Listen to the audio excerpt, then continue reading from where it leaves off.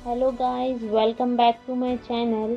अगर आप लोग सोच रहे हो कि अंडमान निकोबार कैसे जाया जाए या फिर कितना बजट लगेगा और वहाँ तक आप लोग कैसे पहुँच सकते हो, तो इस वीडियो में आपके सारे क्वेश्चंस के आंसर आपको मिल जाएंगे। सबसे पहले बात करते हैं कि अंडमान निकोबार आप लोग कैसे पहुँच सकते हैं। आपकी जानकारी के लिए मैं बता दूं कि इंडिया की मेनलैंड से कटा हुआ पार्ट है, बट इंडिया की टेरिटरी में ही आता है। दो रास्ते हैं वहाँ तक पहुँचने के, बाय शिप या फिर बाय फ्लाइट। फ्लाइट आपको इजीली मिल जाएगी, कोलकाता, चेन्नई, दिल्ली, विजाग, इधर सब जगह से फ्लाइट आपको इजीली मिल जाएगी। तो हेलो गाइस, हम लोगों की जर्नी स्टार्ट होती है वृंदावन से। वृंदावन से इंदिरा गांधी इंटरनेशनल एयरपोर्ट दिल्ली से हम लोगों की फ़्लाइट थी पोर्ट ब्लेयर के लिए। अगर आप लोग बाय फ्लाइट ट्रैवल कर रहे हैं तो मेक श्योर कि आप लोग 2 घंटे पहले वहाँ पहुँच जाएं, क्योंकि कभी कभी बहुत ज़्यादा भीड़ भी होती है तो आपको लाइन में वेट भी करना पड़ सकता है। आधार कार्ड ले जाना ना भूलें। चेकिंग सिक्योरिटी पर्पज़ के लिए आधार कार्ड बहुत ज़्यादा नेसेसरी है। और रही बात बाहर एयरपोर्ट पे मशीन्स भी लगी होती हैं, आप लोग वहाँ से भी अपना बोर्डिंग पास ले सकते हो, नहीं तो अंदर काउंटर पे से ले सकते हो। ये इंदिरा गांधी इंटरनेशनल एयरपोर्ट का व्यू है टर्मिनल 3 का। अपना बोर्डिंग पास लेने के बाद और अपना बैगेज सिक्योर कराने के बाद आप लोग अपने गेट पे जा कर के बैठ सकते हो। ये इस तरीके की इंडिगो की जैसे हमारी फ़्लाइट थी, तो बाहर रनवे पर जब उतारते हैं पैसेंजर्स को तो ये बसेस लगी रहती हैं जो आपको अंदर एयरपोर्ट पर लेकर जाएंगी। हम लोगों की कनेक्टिंग फ़्लाइट थी, तो दिल्ली से हम लोग चेन्नई गए, देन हमारी चेन्नई से फ़्लाइट थी पोर्ट ब्लेयर के लिए। अब ये जो आप देख रहे हैं ये चेन्नई एयरपोर्ट का व्यू है। चेन्नई एयरपोर्ट, जैसा कि आप लोग जानते हैं, अपने कल्चर को काफ़ी ज़्यादा प्रिजर्व करके रख रखा है। ये अब हम लोग अपनी सेकंड फ्लाइट में जा रहे हैं। ये फ्लाइट का इनर व्यू है। आप लोग एक्स्ट्रा चार्जेस देके विंडो सीट अपने लिए पहले ही बुक कर सकते हैं। एंड ये हमारा प्लेन अब टेक ऑफ के लिए रेडी है। इंडिगो की तरफ से कॉम्प्लीमेंट्री मील में हम लोगों को एक मखाने का पैकेट मिला, 2 बिस्किट्स के पैकेट थे और एक सैंडविच था वेज में, and this one fruit juice mango basil, it depends upon, this is sandwich, size भी सही था। तो ये कॉम्प्लीमेंट्री मील में था। अब हम लोगों की फ़्लाइट लैंडिंग करने ही वाली है। ये हम लोग पोर्ट ब्लेयर सिटी पहुंच चुके हैं, अंडमान एंड निकोबार।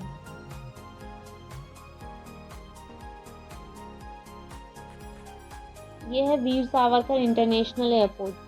बहुत ज़्यादा डेवलपमेंट हो चुका है अब अंडमान निकोबार में भी, एंड गवर्नमेंट काफ़ी ज़्यादा ध्यान दे रही है। टूरिज्म को भी बहुत ज़्यादा बढ़ावा दिया जा रहा है। This is the view of Veer Savarkar international airport. Airport के बाहर ही पिकअप पॉइंट होता है, जहाँ से अगर आपने अपनी कैब या फिर गाड़ी प्री बुक कर रखी है तो वो आपको वहाँ से पिकअप करेगी। ये स्टैचू बना हुआ है वीर सावरकर। तो ये हम लोग अंडमान निकोबार पहुँच चुके हैं। यहाँ पर अकोमोडेशन की बात की जाए तो नॉर्मल ही है, ज़्यादा कोई कॉस्टली नहीं है। 1000 to 3000 आपको अच्छा मिल जाएगा। ये हमारा होटल है जो एयरपोर्ट के पास ही लिया था हम लोगों ने, MK रेसिडेंसी। यहाँ का फूड बहुत ही ज़्यादा टेस्टी डिलीशियस लगा, एंड क्लीनलीनेस में भी 10 out of 10 एंड सर्विस में भी 10 out of 10। आप लोग रूम देख सकते हैं, रूम का साइज़ भी काफ़ी सही है एंड व्यू भी काफ़ी अच्छा था। बाथरूम भी size okay and cleanliness 10 out of 10। अगर आप लोग डिनर इंक्लूड करवाना चाहते हैं तो 300 पर पर्सन का एक्स्ट्रा चार्ज आता है। ब्रेकफास्ट इसी में इंक्लूडेड होता है, इनके कॉम्प्लीमेंट्री होता है ब्रेकफास्ट अगर आप लोग रूम बुक करते हैं तो। नॉर्मली ब्रेकफास्ट में छोले पूड़ी, इडली या फिर ब्रेड जैम, यही सब चीज़ें रहती हैं।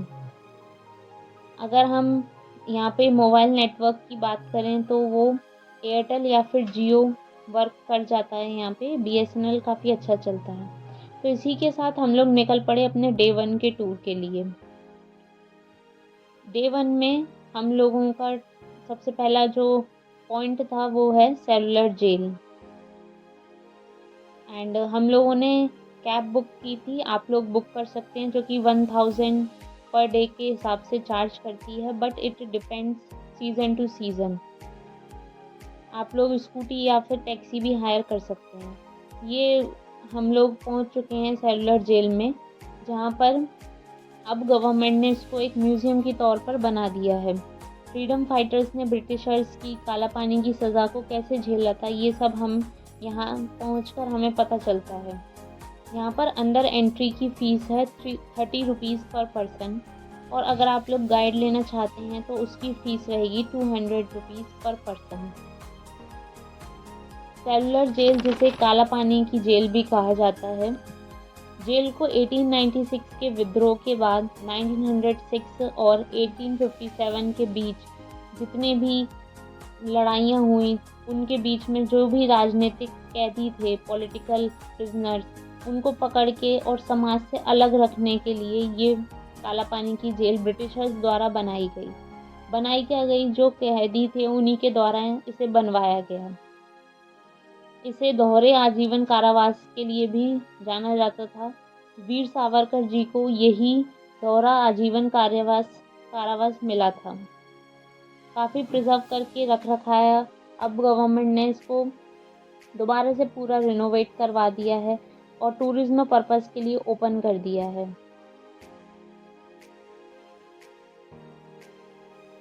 गैलरी, म्यूजियम्स, यहाँ पर आकर आप लोग देख सकते हो कि हमारे जो स्वतंत्रता सेनानी हैं उन्होंने कितनी यातनाएं सही और उनके ऊपर कितना अत्याचार किया गया।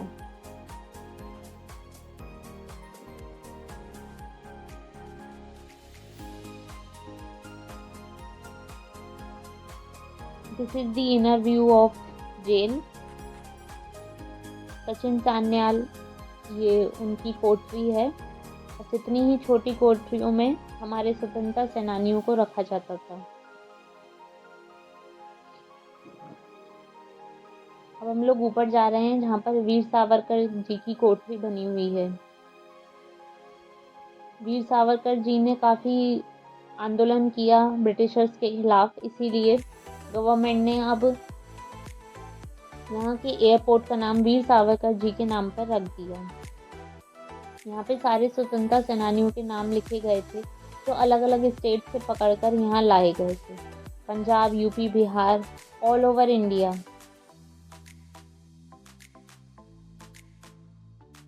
अब यहाँ पर चारों तरफ वैसे तो कुछ भी नहीं है, बट अब यहाँ पे काफ़ी पॉपुलेशन भी रहने लगी है। सब लोगों ने अपने अपने कॉटेजेस एंड घर बना लिए हैं।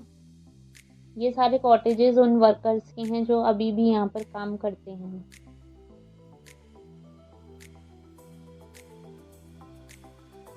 काफ़ी अच्छे से प्रिजर्व कर रखा है एंड साफ सफाई का भी बहुत ज़्यादा ध्यान रख रखा है। ये गैलरी बनी हुई है कि ब्रिटिशर्स के टाइम पर किस तरीके का ये आइलैंड हुआ करता था, क्योंकि अब काफ़ी चेंज आ चुका है इसमें रॉस आइलैंड, नॉर्थ वे, सबके बारे में सबकी फ़ोटोज़ हैं। This is again a museum.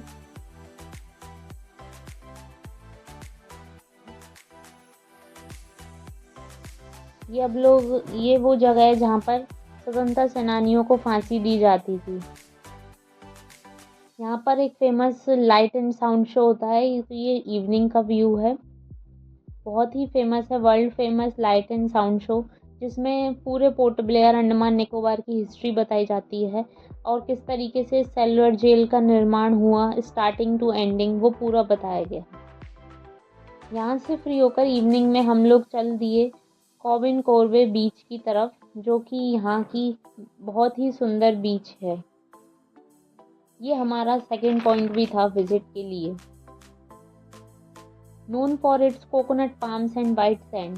ये बीच अपने कोकोनट के ट्रीज और जो यहाँ की वाइट मिट्टी है उसके लिए जानी जाती है। यहाँ पे काफ़ी सारी वाटर स्पोर्ट एक्टिविटीज़ भी होती हैं, banana ride, kayaking, water boat etcetera. इसी के साथ हम लोगों का फर्स्ट डे कंप्लीट हुआ। सेकंड डे हम लोग निकल गए पोर्ट ब्लेयर से हैवलॉक के लिए।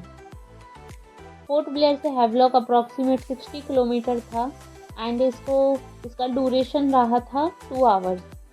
हम लोग क्रूज़ के थ्रू गए क्योंकि हैवलॉक एक अलग आइसलैंड है, तो बाय क्रूज़ ही इसका वे है। हम लोगों ने ग्रीन ओशियन बुक किया था बिकॉज इसमें आपको अपर डेक का फुल एक्सेस मिलता है जो कि दूसरे क्रूज़ में नहीं है। जैसे मैक्रूज़ एंड नॉटिका हो गया, उन सब में आपको अपर डेक का एक्सेस नहीं मिल पाता। चारों तरफ सिर्फ पानी ही पानी and you can C the waves. Nice experience, बहुत मज़ा आया। इधर क्रूज़ में कैंटीन भी थी जहाँ से अगर आप चाहें तो कुछ भी ले सकते हैं, रिफ्रेशमेंट्स एंड ऑल। हैवलॉक का नाम चेंज करके अब गवर्नमेंट ने स्वराज द्वीप रख दिया है। So now we are heading towards Swaraj Dweep from Shri Vijayapuram.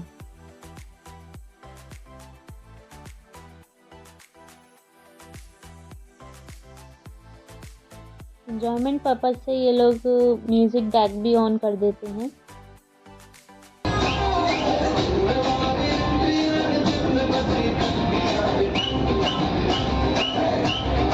आप लोग देख सकते हैं we enjoyed a lot.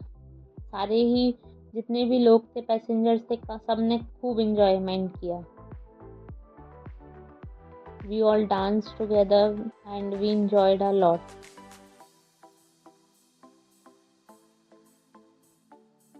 Approximately 2 hours की जर्नी थी हमारी। 2 घंटे में हम लोग हैवलॉक आइसलैंड पर पहुंच गए।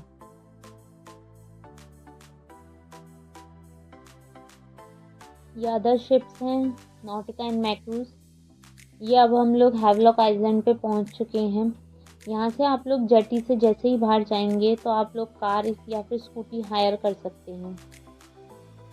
यहाँ पे एयरटेल की सिम काम करती है बट जियो की नहीं करती। BSNL बहुत अच्छा चलता है।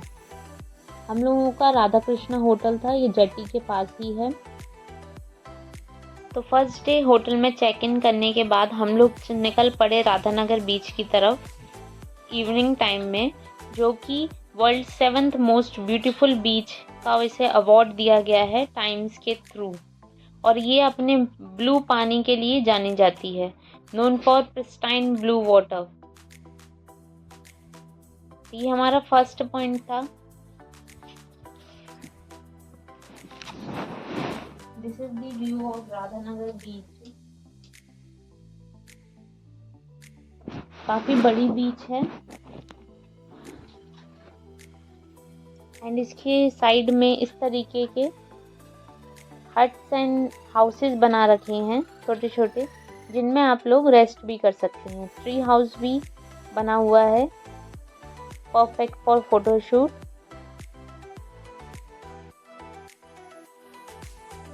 यहाँ का वेदर आप लोग प्रिडिक्ट नहीं कर सकते। 2 सेकंड में ही बारिश आ सकती है और 2 सेकंड में ही धूप निकल सकती है। सेकेंड डे हम लोगों ने स्कूबा डाइविंग की। स्कूबा डाइविंग 2 तरीके की होती है, शोर डाइव और बोट डाइव। हम लोगों ने शोर डाइव की नीमो बीच पर हैवलॉक में। इसका चार्जेस है 4000 पर person, photo video included. Starting में आपको 15 मिनट्स की ट्रेनिंग दी जाती है। तो overall nice experience, everyone must do it. काफ़ी अच्छा एक्सपीरियंस था। Inner beauty, sea beauty, coral life देखने को मिली, सी वेजिटेशन देखने को मिला, types of fishes. Very thrilling experience. As you can see हम दोनों ने ही काफ़ी इंजॉय किया। एंड आप लोग कोरल्स भी देख सकते हैं इनर साइड में, अंडर दी सी किस तरीके की लाइफ है। इसमें ट्रेनर्स आपको सब कुछ सिखाते हैं कि आपको किस तरीके से ब्रीथ करना है। और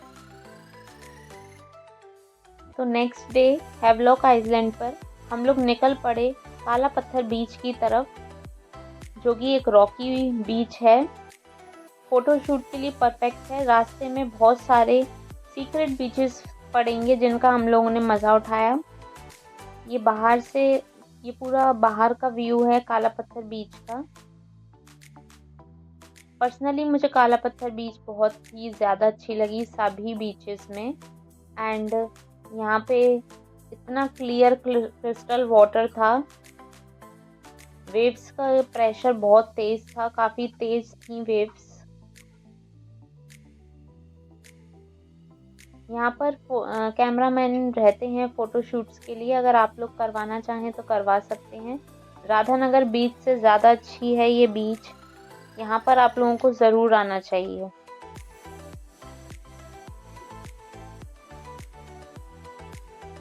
काला पत्थर बीच को विज़िट करके शाम में हम लोग लोकल मार्केट गए। लोकल मार्केट देखी किस तरीके की है अंडमान में। आप लोग एलिफेंटा बीच भी जा सकते हैं, जहाँ पर आपको कॉम्प्लीमेंट्री मिलेगी स्नॉर्केलिंग। हैवलॉक एक ट्रॉपिकल आइलैंड है। यहाँ पर वेदर प्रिडिक्ट करना बहुत ही ज़्यादा मुश्किल है, तो इसीलिए आप लोग अपने हिसाब से प्लान करिएगा। एलिफेंटा बीच पर काफ़ी ज़्यादा स्पोर्ट्स एक्टिविटी भी होती हैं। Rates depend upon season. ये हम लोग निकल पड़े नेक्स्ट डे नील आइलैंड की तरफ, जिसका नाम शहीद आइलैंड रखा गया है इंडियन गवर्नमेंट के द्वारा। नील आइलैंड बहुत ही छोटा आइलैंड है। वहाँ पर स्टे के ऑप्शंस भी लिमिटेड हैं। क्रूज़ के थ्रू हम लोग नील आइलैंड गए।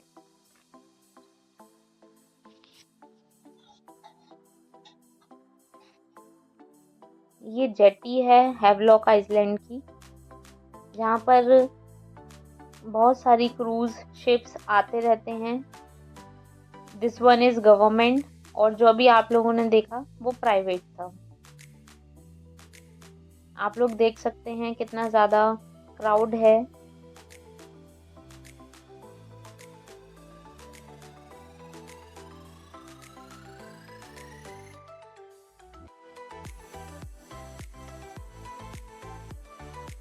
सबसे पहले हम लोगों को टिकट्स लेनी पड़ती है क्रूज़ में चढ़ने के लिए, एंड उसके बाद अपना लगेज रखवा कर then we get inside the cruise.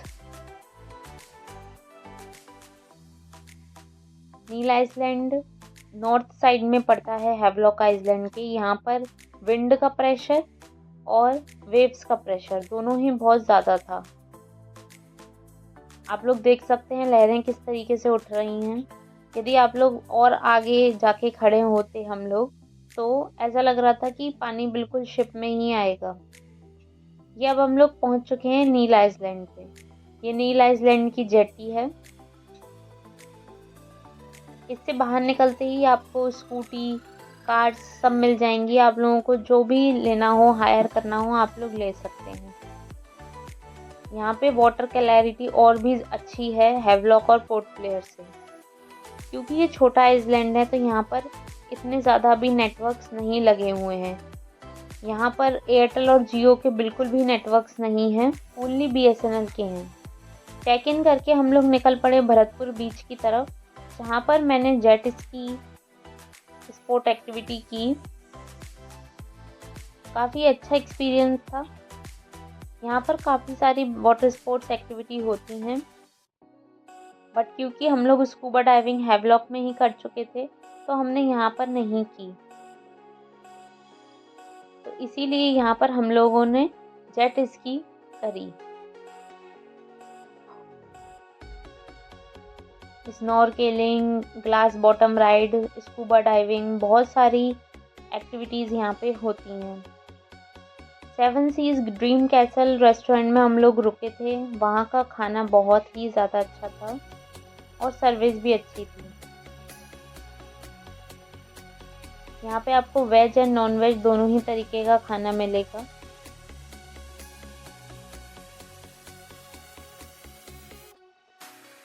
This is Bharatpur beach. Jetty के पास ही है, ज़्यादा दूर नहीं थी ये बीच।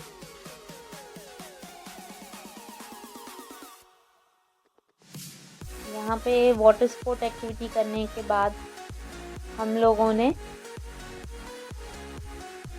पानी के अंदर भी हम लोग गए।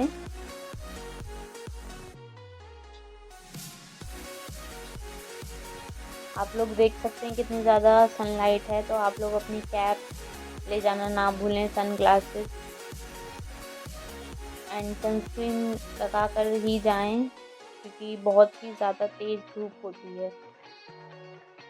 वाटर एक्टिविटी करने के बाद हम लोग पानी में भी गए। देन हम लोग अपने होटल वापस आ गए, थोड़ी देर रेस्ट करके। फिर देन शाम में हम लोग निकल पड़े लक्ष्मणपुर बीच की तरफ। लक्ष्मणपुर बीच अपने आइकॉनिक नेचुरल ब्रिज के लिए फेमस है, सनसेट के लिए फेमस है।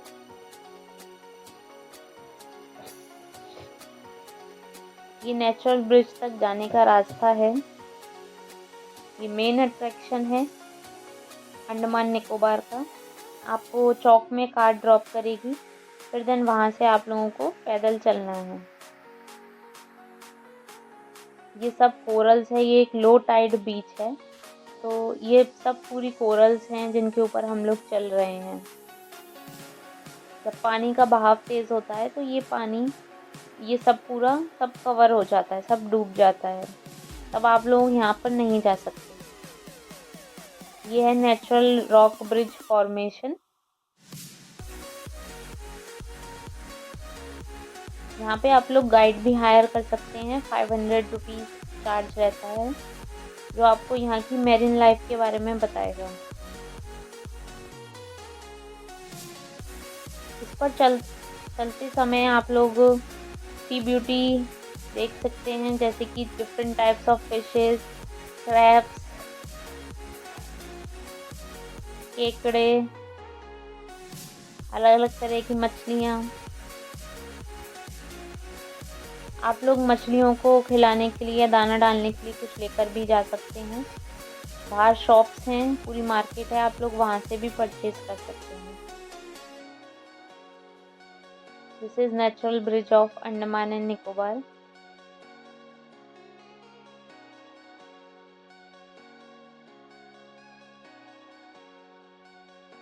यहाँ पे आप लोग देख सकते हैं कितनी सारी फिशेस हैं, जो कि समुद्र में से जब पानी बढ़ता है तो इन गड्ढों में आकर के फंस जाती हैं।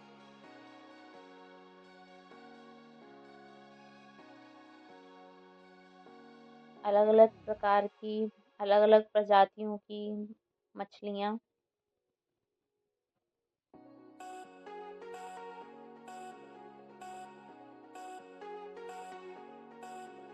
ये स्नेल चलता हुआ जो अपने ऊपर शंख लेकर जा रहा है। ये ब्लैक कलर का जो आपको ऑर्गेनिज्म दिख रहा है, ये है सी कुकुम्बर। ये सब वेजिटेशन है समुद्र का, समुद्र के वनस्पति हैं। आप लोगों को यहाँ पर बहुत ही संभल कर चलना होगा, तो फ्लिप फ्लॉप्स या फिर सिंपल जो चप्पल्स होती हैं वो बेस्ट रहती हैं, आप उन्हें पहन करके यहाँ पे आ सकते हैं। क्योंकि काफ़ी स्लिपरी था पूरा एंड रॉकी भी। This is the natural beauty of Andaman and Nicobar, main attraction point of Neil island.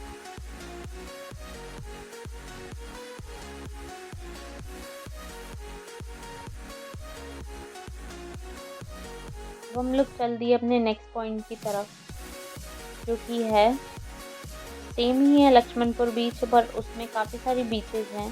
तो अभी हम लोग नेचुरल ब्रिज फॉर्मेशन पे थे, वो बीच नंबर दूसरा है, और अब जो हम जा रहे हैं ये नेक्स्ट बीच है,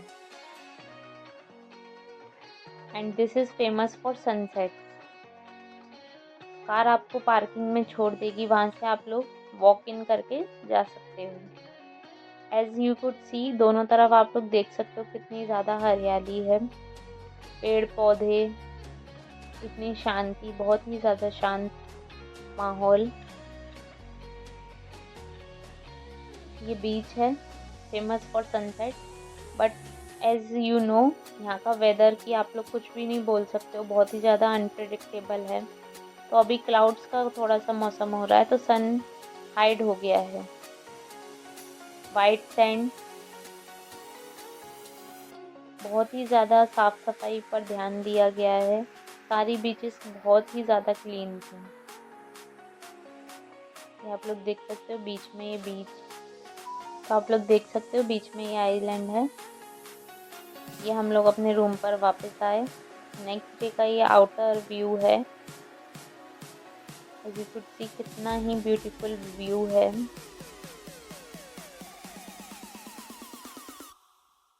बहुत ही सुंदर दृश्य।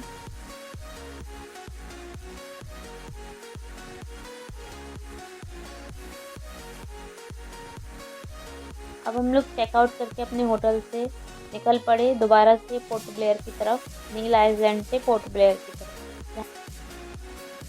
तो ये नील आइलैंड की जर्सी है। नील आइलैंड से हम लोग होटल 7 सीज ड्रीम कैसल में रुके थे। 1 नाइट का स्टे था हमारा। एंड बहुत ही छोटा आइलैंड है, यहाँ पे ओनली 2-3 पॉइंट्स ही हैं घूमने के टूरिज्म पर्पज से। तो देन हम लोग अब हम जा रहे हैं नील आइलैंड से पोर्ट ब्लेयर की तरफ।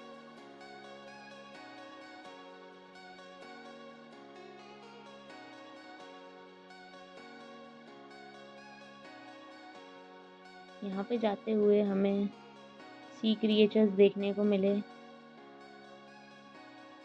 और इंडियन ओशियन में हमने डॉल्फिन भी देखी।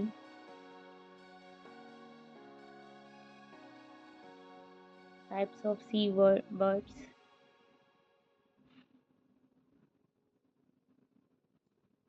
ये देखिए डॉल्फिन्स भी हैं यहाँ पे। एंड काफ़ी अच्छी जर्नी रही हमारी नील आइलैंड की।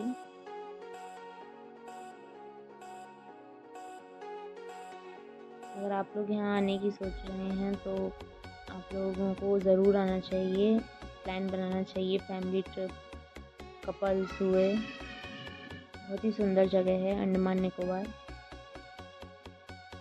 जो कि काफ़ी अंडररेटेड है मेरे हिसाब से। गोवा के लिए इतनी ज़्यादा हाइप रहती है हमारे बीच में, यूथ के बीच में, बट यहाँ पे होनी चाहिए। ये हम लोग पोर्ट ब्लेयर पहुँच चुके हैं। दोपहर के 12 बज रहे थे और हम लोग वहाँ से 10 बजे निकले थे। 12 बजे तक पोर्ट ब्लेयर पहुँच चुके थे।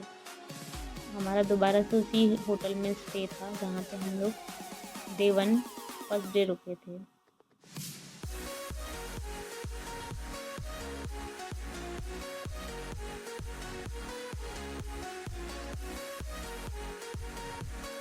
एंड हम लोग तैयार होके निकल पड़े अपने फर्स्ट पॉइंट की तरफ, नेवल मैरीन म्यूज़ियम समुद्रिका। तो ये इंडियन नेवी के द्वारा मेंटेन किया जाता है। यहाँ का जो मेन अट्रैक्शन है वो है वेल का स्केलेटन। ये ब्लू वेल का स्केलेटन यहाँ रखा हुआ है, काफ़ी प्रिजर्व करके रख रखा है। इसको इंडियन नेवी मेंटेन करती है, भारतीय जल सेना। यहाँ पर निकोबारी हट जैसा अभी आप लोगों ने देखा, तो यहाँ पर पूरा सब दिखाया गया है कि ट्राइबल्स कैसे रहते। एंड ये सब मॉडल्स बने हुए हैं जो हमारे वॉर के जो भी शिप्स हैं, INS Deepak and INS Vikrant, INS Kolkata. इसमें एंट्री के लिए 50 रुपीज़ पर पर्सन आपको टिकट लेनी पड़ती है। 25 रुपीज़ चाइल्ड के लिए हैं, और अगर कोई व्यक्ति हैंडीकैप है, सीनियर सिटीज़न है या फिर फ्रीडम फाइटर है, तो उसके लिए इस म्यूज़ियम में एंट्री फ्री है। एयरपोर्ट के पास में ही है ये म्यूज़ियम, समुद्रिका मैरीन म्यूज़ियम। आप लोग जब जेट्टी पर उतरते हैं वहाँ से टैक्सी या ऑटो भी ले सकते हैं। ये सब पूरा दिखाया गया है INS दिल्ली।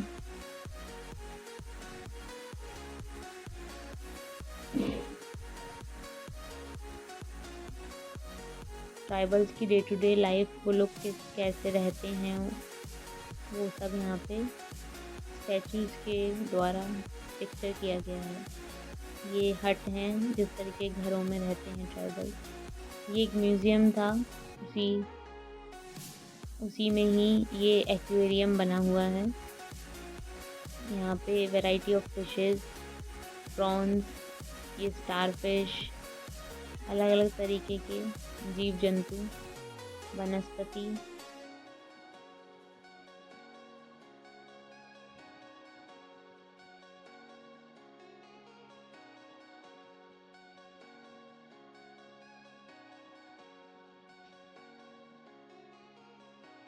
यहाँ पर एक आर्कियोलॉजिकल म्यूज़ियम भी है एंड एक सगोरिका एम्पोरियम है, जहाँ से आप लोग अगर परचेज़ करना चाहें कुछ भी hand crafted material Andaman Nicobar का, तो आप वहाँ से परचेज़ कर सकते हैं।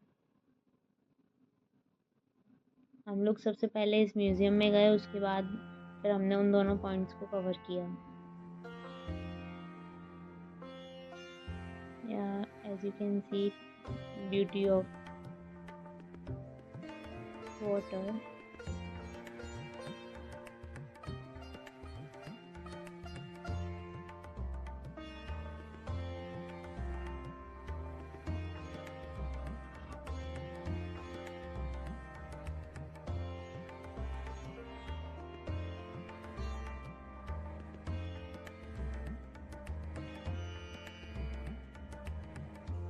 ये स्केलेटन्स रखे हुए हैं लॉबस्टर के, जो क्रैब्स होते हैं, केकड़े, अलग अलग प्रकार के, उनके स्केलेटन यहाँ पे प्रिजर्व करके रख रखे हैं। सॉफिश ब्लेड, एक मछली होती है जिसकी आगे जिसका मुंह जो है वो इस शेप का होता है, उसकी ये ब्लेड रख रखा है। यहाँ पर इस रूम में टाइप्स ऑफ शेल्स रखे हुए हैं, शंख अलग अलग प्रकार के। ये ब्रेन, हमारा जो दिमाग होता है उसकी शेप के, उंगलियों की शेप के, अलग अलग प्रकार के शंख यहाँ पर देखे हम लोगों ने। छोटे से लेकर बड़े से बड़े तक शंख थे यहाँ पे।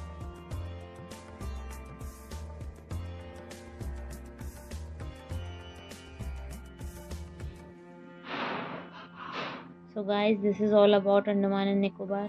अगर आप लोगों को कोई भी क्वेरीज हैं तो आप लोग कमेंट में पूछ सकते हैं। हम लोगों का 6 डे का था टूर, और मैंने इसमें आपको आइटनरी भी बता दी है वीडियो में। अगर आपको और कोई डाउट है तो आप कमेंट कर सकते हैं। आपको हमारी वीडियो कैसी लगी ये भी आप कमेंट में बता सकते हैं। This is Veer Savarkar international airport. ये उसका बाहर का रनवे है पोर्ट ब्लेयर का।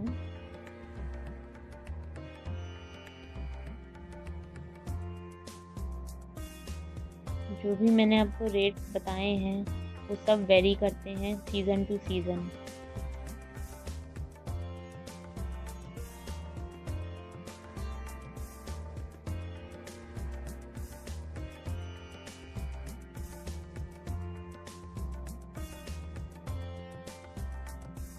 एंड इसी के साथ bye bye Andaman, with lovely beautiful memories we have. आप सबको भी ज़रूर एक बार यहाँ जाना चाहिए, बहुत ही सुंदर जगह है जो कि बहुत ही ज़्यादा भी अंडररेटेड है। अब गवर्नमेंट यहाँ पे वर्क कर रही है, यहाँ के टूरिज़्म को बढ़ावा देने के लिए भी काफ़ी सारे स्टेप्स लिए जा रहे हैं सरकार के द्वारा।